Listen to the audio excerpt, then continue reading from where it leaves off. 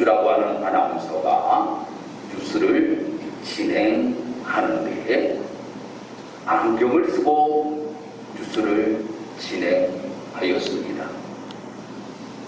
지금까지 뉴스를 진행하는 아나운서들이 안경을 쓴 아나운서가 한 명도 없었는데 임현주 아나운서가 안경을 쓰고 뉴스를 진행하는 모습을 보고 많은 사람들이 어떻게 된 거야? 아나운서가 안경을 다 쓰고 뉴스를 진행하네?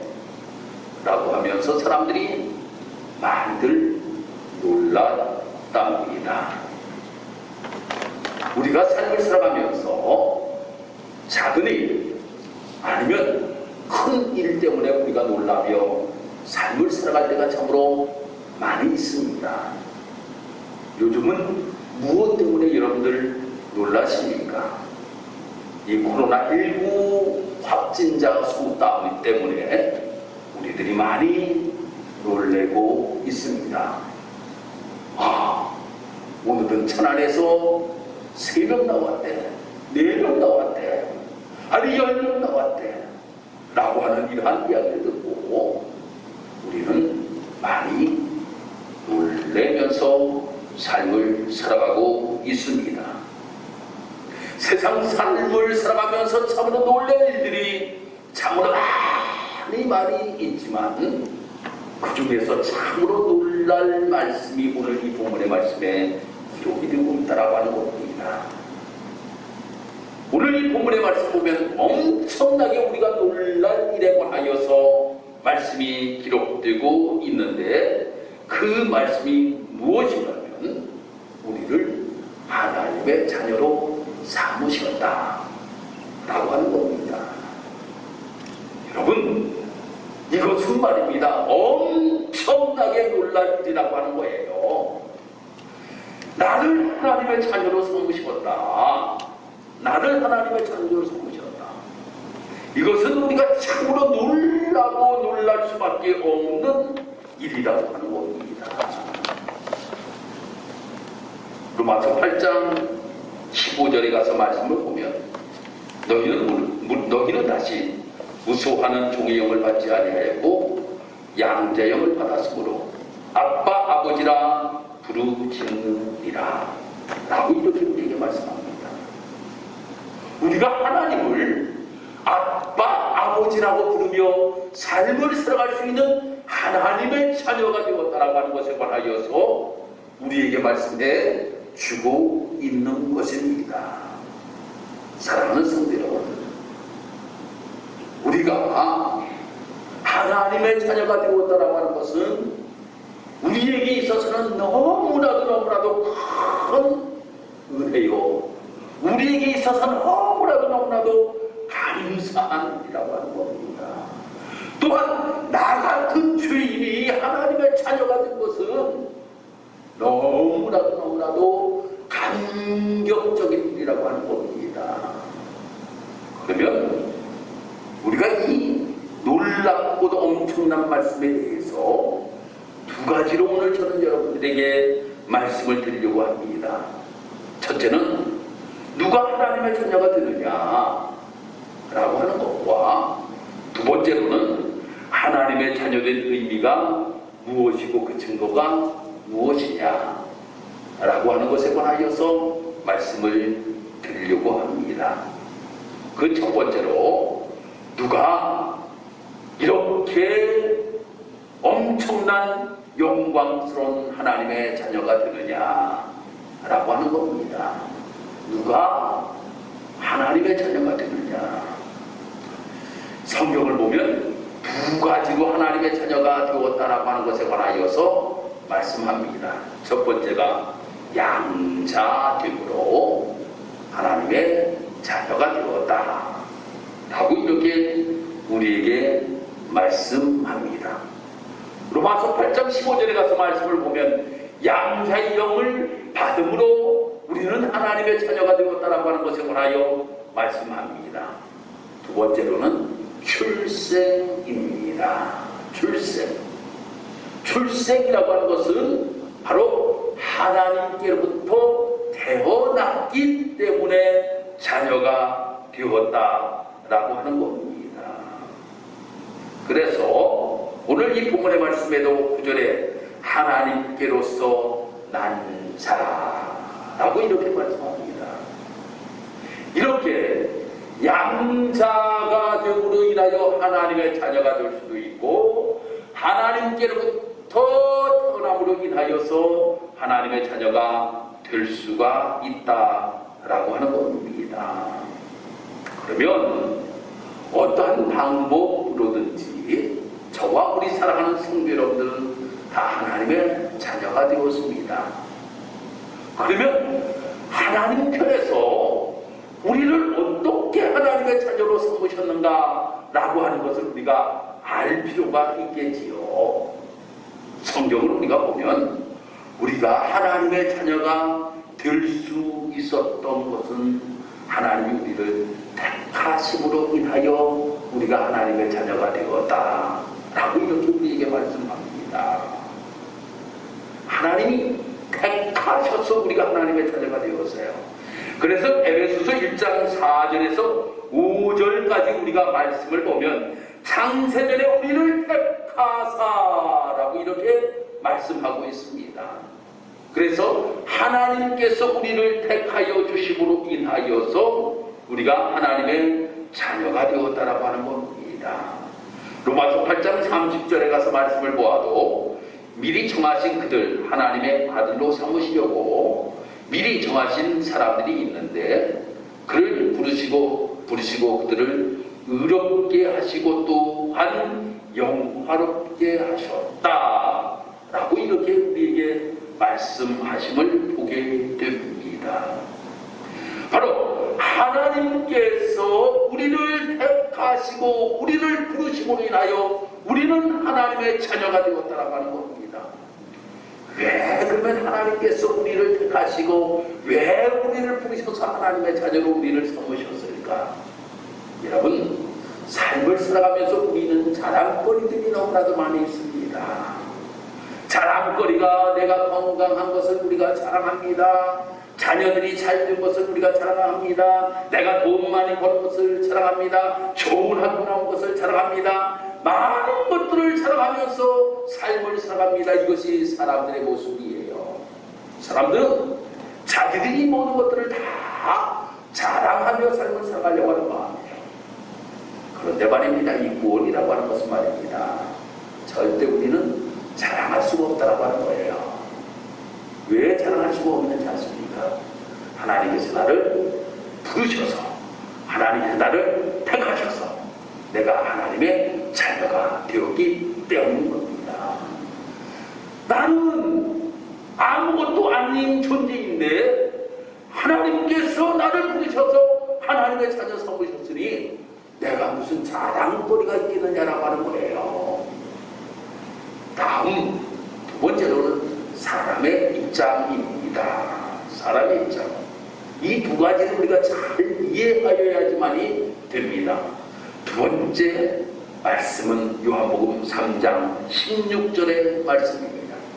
하나님이 세상을 이처럼 사랑하사 독생자를 주셨으니 이는 저를 믿는 자마다 멸망치 않고 영생을 얻게 하려 하심이니라. 할렐루야. 바로 하나님께서 독생자 예수 그리스도를 이 땅에 보내주셨는데 그를 믿는 자들이 하나님의 자녀가 된다라고 하는 겁니다. 그래서 요한복음 1장 12절의 말씀에서도 영접하는 자 곧 그 이름을 믿는 자들에게는 하나님의 자녀가 되는 권세를 우리에게 주셨다라고 이렇게 말씀하고 있습니다. 하나님의 입장에서 하나님이 나를 부르셨다라고 하는 겁니다. 부른 내가 예수 그리스도가 나의 구주이심을 고백하는 자가 하나님의 자녀라고 하는 겁니다. 하나님의 자녀. 하나님이 나를 부르셨고 그 부르심을 받은 자가 예수 그리스도께서 이 땅에 오심으로 인하여 나의 모든 죄를 용서하여 주시고 내가 영원한 하나님의 나라에서 삶을 살아갈 수 있게 되었습니다. 나의 구원의 방법은 오직 예수 그리스도이십니다 라고 우리가 영접하고 그 이름을 부르는 자들에게 하나님의 자녀가 되는 권세를 우리에게 주셨다라고 하는 겁니다.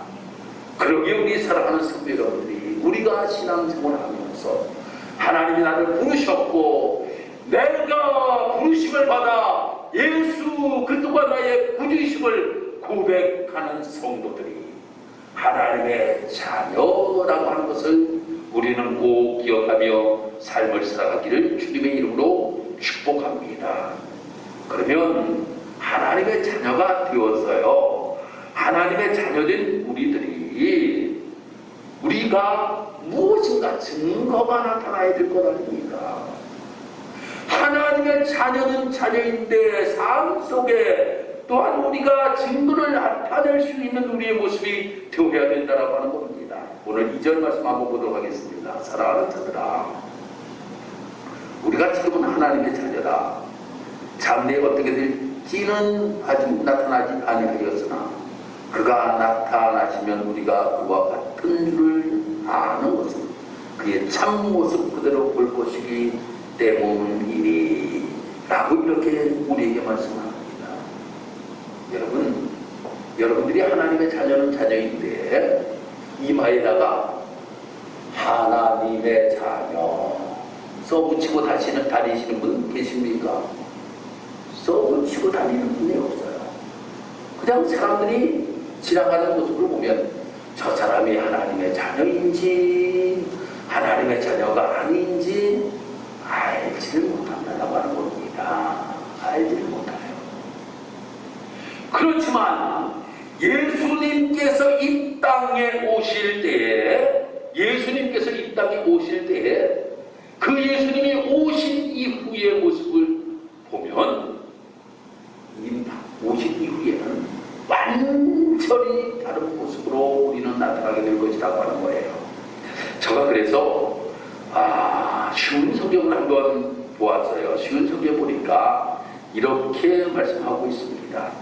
2절에 사랑하는 친구들이요, 우리는 분명한 하나님의 자녀입니다. 우리가 아직은 미래에 어떤 모습으로 있게 될지 알 수 없지만 그리스도께서 다시 오실 때에는 우리의 모습이 그와 같을 줄을 알고 있습니다. 우리는 그분의 참모습을 보게 될 것입니다 라고 이렇게 번역을 하고 있더라고요.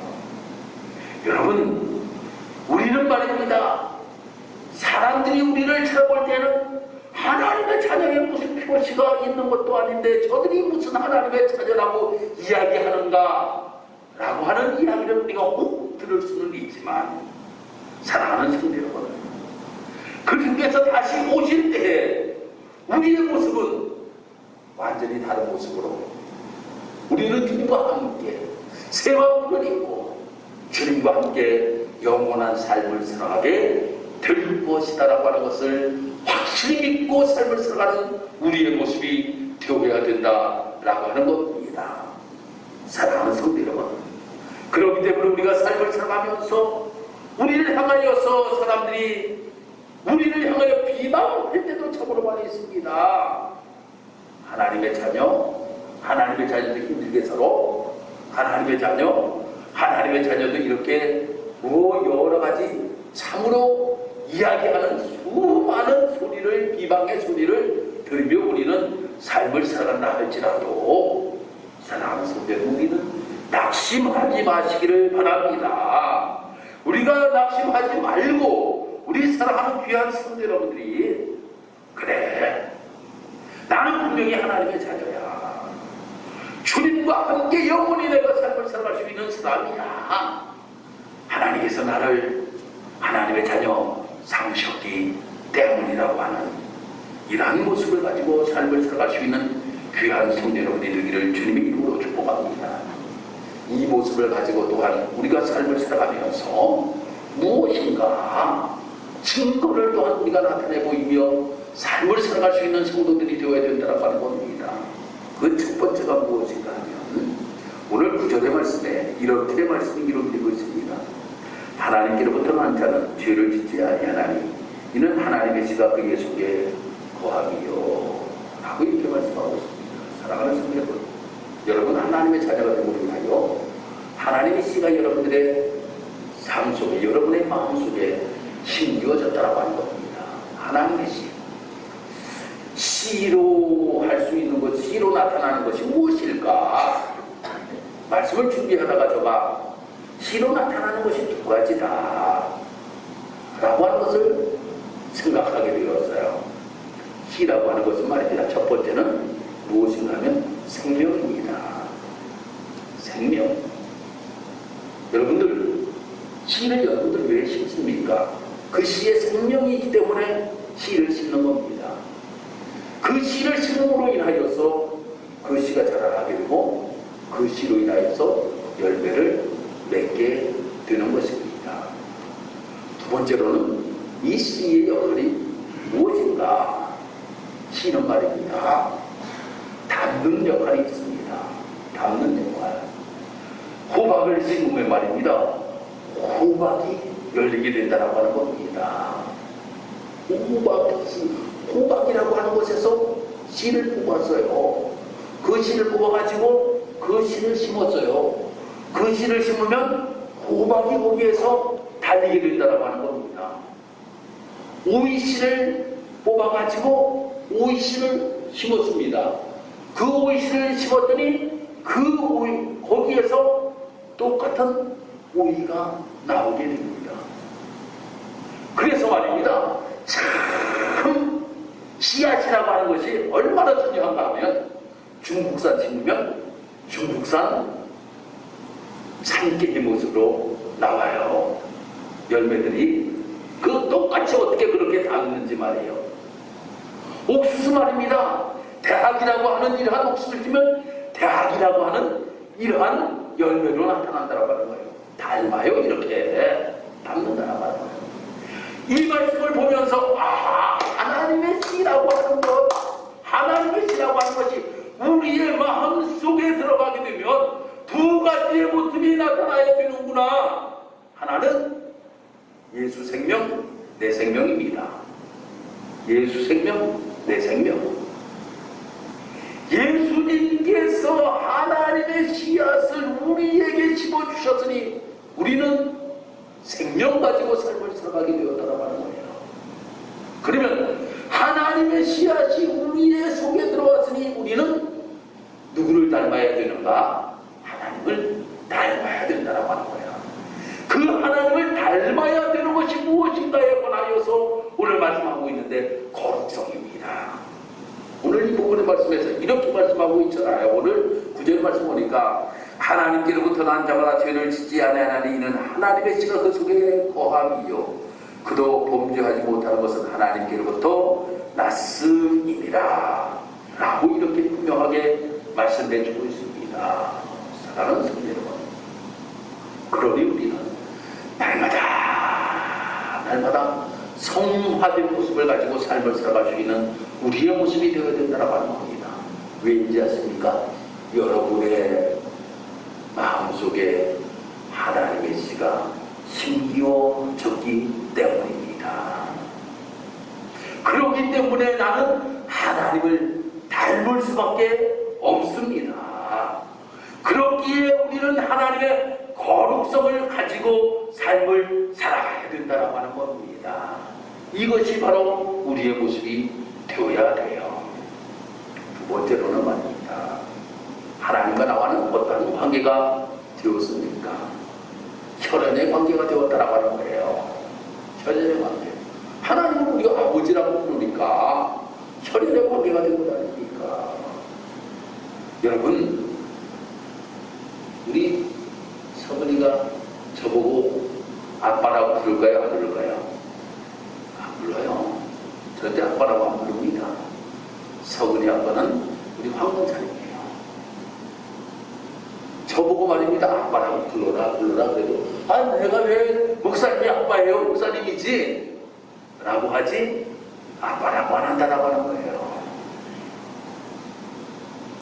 아빠일 때에 아빠라고 부른다라고 하는 겁니다. 아버지일 때에 아버지라고 부른다라고 하는 겁니다. 여러분, 근데 여러분들은 자연스럽게 하나님을 아버지라고 부르잖아요. 하나님을 아버지라고 부르잖아요. 이것이 하나님의 자녀된 증거라고 하는 겁니다. 하나님의 자녀가 되지 아니한 불신자들에게 말입니다. 하나님을 아버지라고 부르라고 이야기하면 절대로 못 불러요. 못 부릅니다. 부를 수가 없어요. 하나님을 아버지라고 부를 수가 없다고 하는 겁니다. 그렇지만 하나님의 자녀된 우리들은 하나님을 하나님 아버지, 하나님 아버지, 이것이 벌써 우리는 하나님의 자녀된 증거라고 하는 겁니다. 하나님의 자녀된 증거. 그 다음에 세 번째로는 바로 우리가 이 땅에서 하나님의 자녀로 삶을 살아가기는 삶을 살아가지만 늘 연약하잖아요.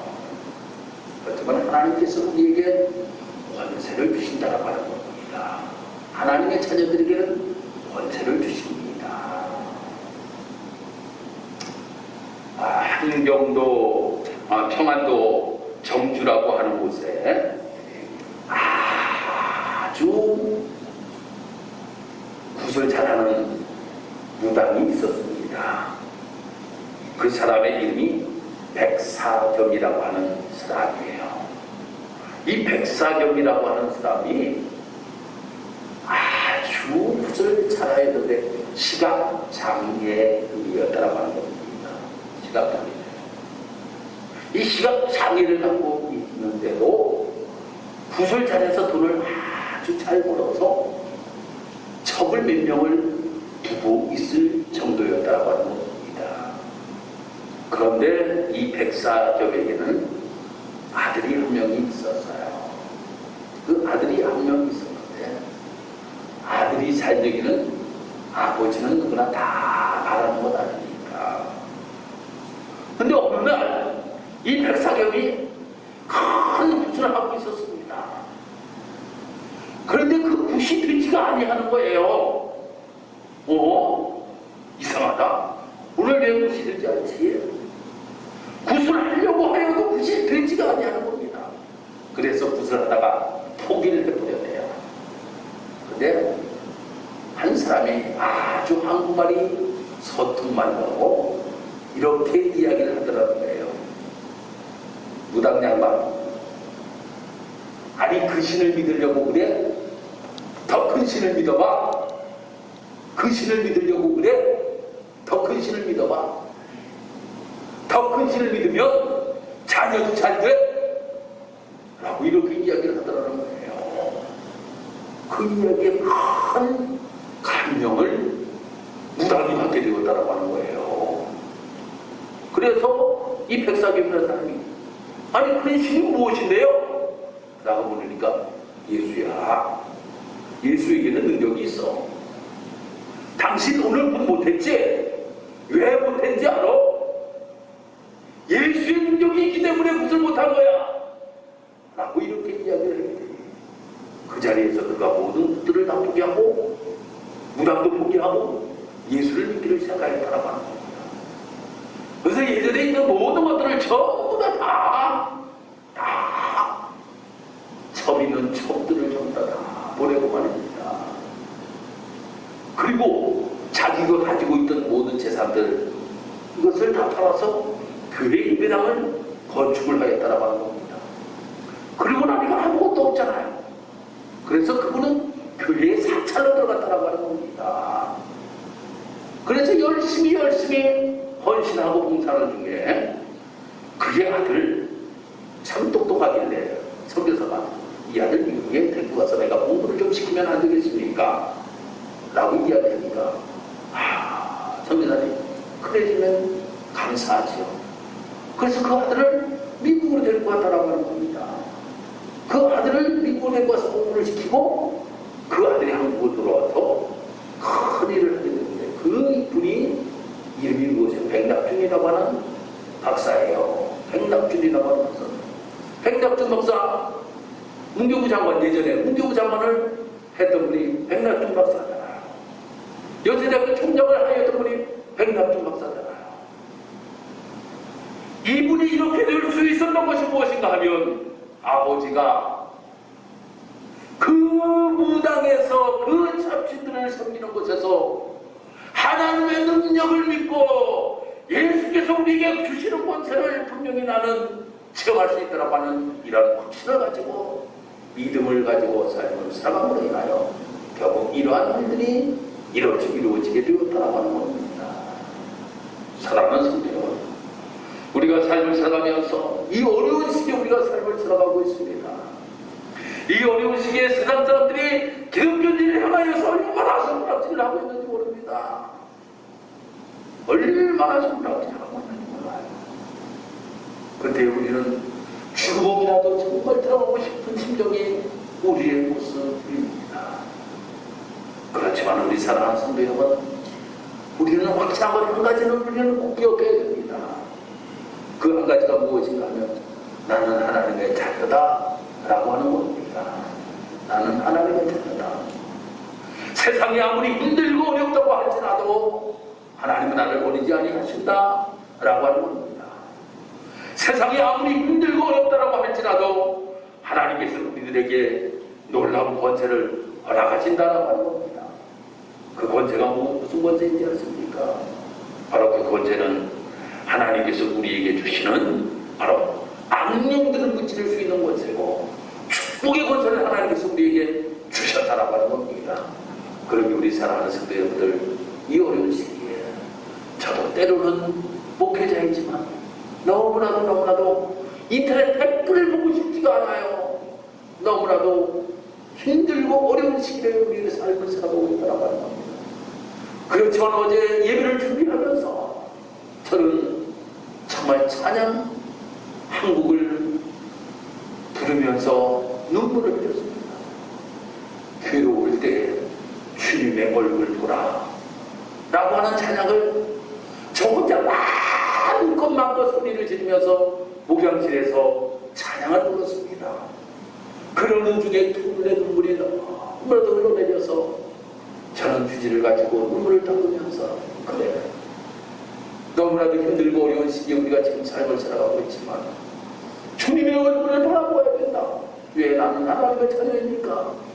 하나님의 자녀이니까 나는 주님의 얼굴 바라보며 내가 삶을 살아갈 수밖에 없다 라고 하는 것을 고백하며 말씀을 준비하였습니다. 사랑하는 성도 여러분, 우리 모든 사랑하는 성도 여러분들도 괴로울 때에 주님의 얼굴 바라보시기를 주님의 이름으로 축복합니다. 나는 하나님의 자녀라고 하는 확실한 믿음에 찬 고백이 우리 사랑하는 성도들이 있기를 또한 바랍니다. 그리하여 이 어려운 시기를 믿음으로 잘 극복할 수 있는 복된 삶 되기를 다시 한번 주님의 이름으로 축복합니다. 기도드리겠습니다. 하나님 감사합니다. 오늘도 하나님 우리를 사랑하셔서 오늘 이렇게 우리가 다 모여 하나님 앞에 예배드리지 못하지만 온라인으로 하나님 앞에 예배드릴 수 있도록 하나님 인도하시고 도우신 것 감사합니다. 내가 하나님의 자녀 되었습니다.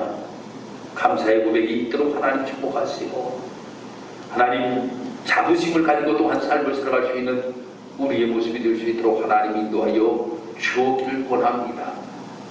하나님의 자녀다운 아름다운 하나님의 거룩성을 회복하며 삶을 살아갈 수 있는 또한 우리의 모습이 될 수 있도록 도와주시기여서 나의 삶이 하나님과 아름다운 동행 속에 예수님을 닮는 모습을 가지고 삶을 살아갈 수 있는 복된 성도들 되게 주님 도와주옵소서. 어려운 시기에 우리 사랑하는 성도들, 힘들어하는 성도들 없습니까? 하나님 위로하여 주옵기를 원합니다. 새 힘을 하나님 허락하여 주옵기를 원합니다. 또한 어려움 중에 천군 천사가 둘러진 저 보호하시는 하나님의 은혜가 우리 사랑하는 모든 성도들에게 있도록 하나님 인도하시고 도와주옵소서. 감사드리며 예수님의 이름으로 기도드리옵나이다. 아멘. 300